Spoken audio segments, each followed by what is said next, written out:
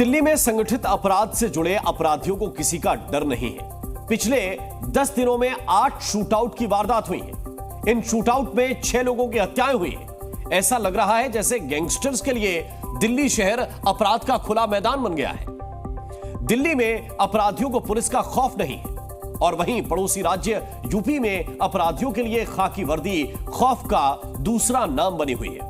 आज यूपी में 2 एनकाउंटर हुए हैं। दिल्ली अब अपराधियों का हॉटस्पॉट बनती जा रही है। इक्का दुक्का वारदात से दिल्ली वाले नहीं डरते थे, लेकिन डरने वाली बात यह है कि अब दिल्ली में शुरू हो गई है गैंग वॉर। मुंडका में बाइक सवार बदमाशों ने अमित लाकड़ा नाम के एक शख्स की गोली मारकर हत्या कर दी। 22 साल का अमित हाल ही में जेल से रिहा हुआ था। ये लगभग 8:30 पौने 9 की बात है। मैं ऊपर छत पे था। मेरे को फ़ोन आया कि भाई तुम्हारी दुकान के आगे गोली चली है।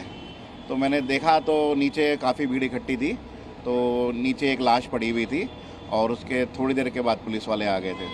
बताया जा रहा है कि अमित गैंगस्टर गोगी का गुर्गा था।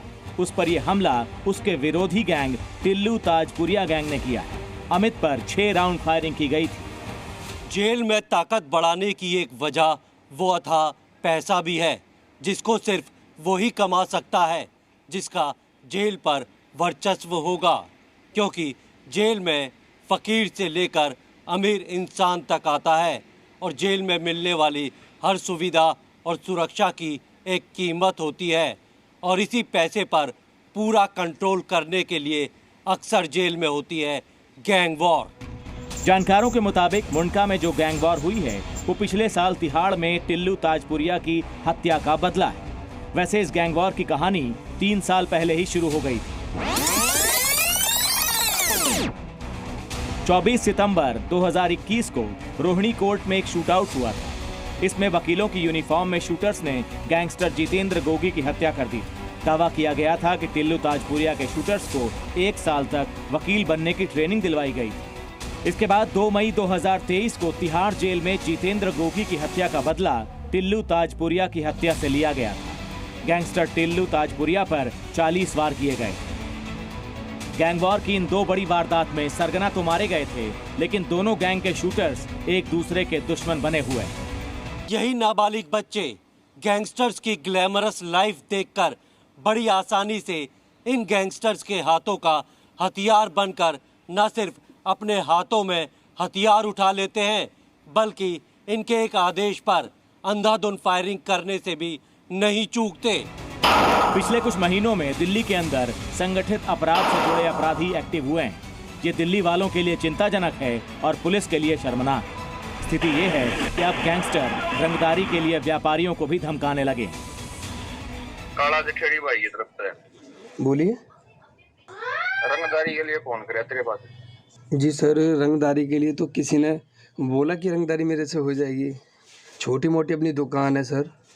वो ये दुकान नहीं करी, वो तेरा पैसा कमा रहा तुम। सर जी आप आके देख लीजिए। पूरी मार्केट दे रही है तेरी, तू अलग नहीं है। नहीं सर जी, किसी बंदे ने बोला है कोई चीज़ हो तो चीज़ होगी ना। अपने आपको पता है मैं डीटीसी में कंडक्टर रहा हूँ। कनेक्ट से मैंने दुकान जो शुरू की है। मैं तेरे को बता रहा हूँ भाई, देख दोस्त तेरे पास फोन आ गया, पैसे तो तेरे को देने पड़ेंगे। भाई जी मैं कहाँ से करूँगा पैसा हो तो पैसे ऊपर नीचे हो सकते हैं, लेकिन पैसे तो तेरे को देने पड़ेंगे। सर जी पैसे देने पड़े। दिल्ली के रोहिणी के एक ज्वेलर को काला जठेड़ी गैंग के गुर्गों ने रंगदारी के लिए फोन किया। यही नहीं, किशनगढ़ में एक प्रॉपर्टी कारोबारी से लॉरेंस गैंग के नाम पर 2 करोड़ रुपए की रंगदारी मांगी गई। कोई अमेरिका का नंबर बता रहे हैं और कोई बदमाश है, कल्लू कुछ नाम है, तो कहा कि मुझे रंगदारी में पैसा चाहिए। तो मैंने तो मना किया, बोला 2 दिन के अंदर आपके साथ कुछ भी हो सकता है। दिल्ली अपराधियों के लिए वसूली और रंजिश निपटाने का खुला मैदान बन गई।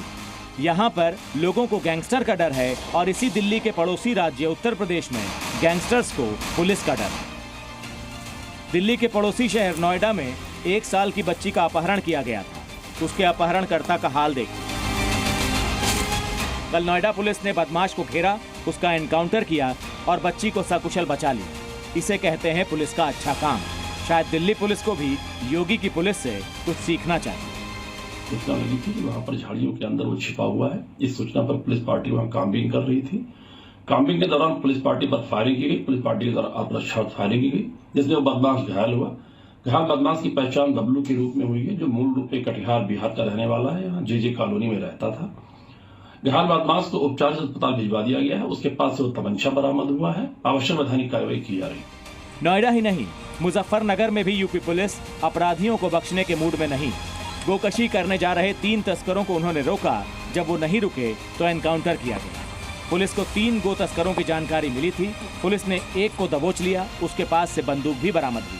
पुलिस ने इन गो तस्करों से 3 गायों को बचाया। दिल्ली से प्रमोद शर्मा और नीरज गौड़ के साथ ब्यूरो रिपोर्ट, जी मीडिया।